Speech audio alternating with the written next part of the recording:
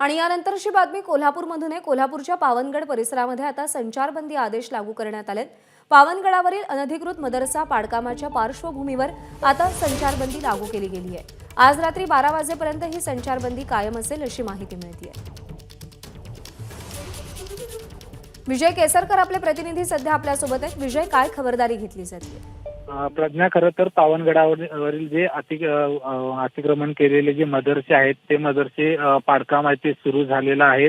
आणखी काही तिथल्या ज्या अनधिकृत मध्ये ज्या इमारती आहेत ते देखील पाडण्याचं काम सुरू झाले आणि त्याचमुळे कुठेही अनुचित प्रकार घडू नये याच्यासाठी संचारबंदी आहे ती या सगळ्या पावनगड परिसरामध्ये लागू करण्यात आलेली आहे। साधारण आज रात्री 12 वाजेपर्यंत ही संचारबंदी आहे ती लागू असणार आहे। त्यामुळे या परिसरामध्ये या भागामध्ये कुणालाही जाऊ दिलं जात नाही। स्थानिक नागरिक आहेत त्यांना देखील आपल्या घरामध्ये थांबण्यासाठी सांगितलेलं आहे। त्या ठिकाणी जे कर्मचारी कामाला असतील किंवा इतर असतील त्यांचे मोबाईल देखील या ठिकाणी पोलिसांनी आपल्याजवळ घेऊन ठेवलेले आहेत। इतकी काळजी आहे ती ही कारवाई करत असताना बाळगलेली आपल्याला पाहायला मिळत आहे।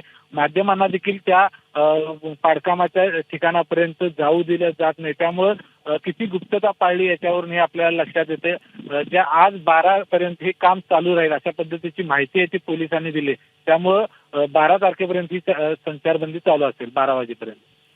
विजय, धन्यवाद दिलेल्या माहितीसाठी। एबीपी माझा, उघडा डोळे बघा नीट।